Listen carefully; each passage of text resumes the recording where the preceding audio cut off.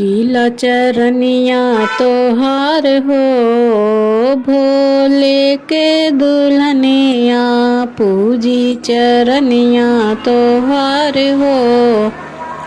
भोले के दुल्हनिया, भोले के दुल्हनिया, शंकर के दुल्हनिया, भोले के दुल्हनिया, शंकर के दुल्हनिया, आइली सरनिया तोहार हो।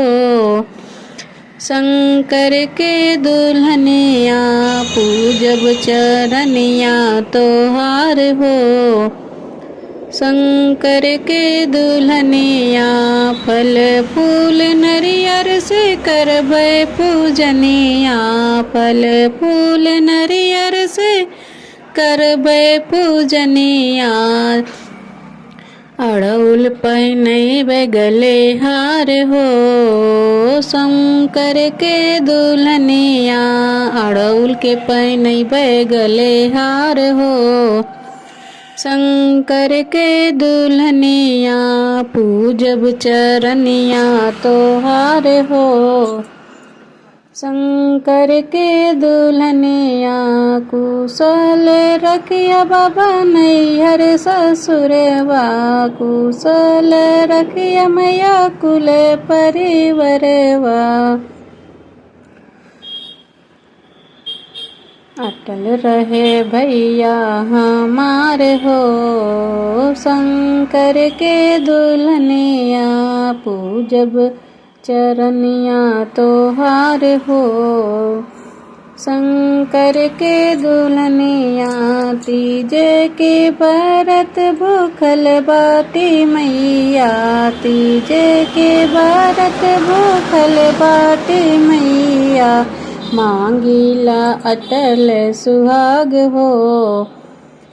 शंकर के दुल्हनिया मांगीला अटल सुहाग हो। शंकर के दुल्हनिया पूजब चरनिया तोहार हो। शंकर के दुल्हनिया 16 सिंगार से सजाइब मैया रूपवा, 16 सिंगार से चढ़ सजाइब तोहर रूपवा, चुनर ओढ़ाइब गोटेदार हो।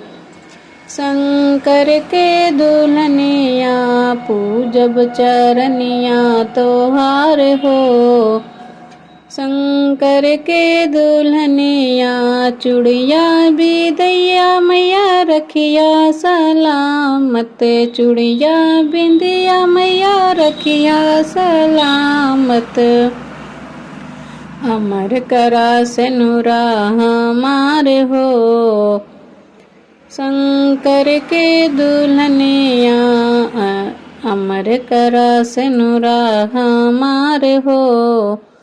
शंकर के दुल्हनिया पूजब चरनिया तोहार हो।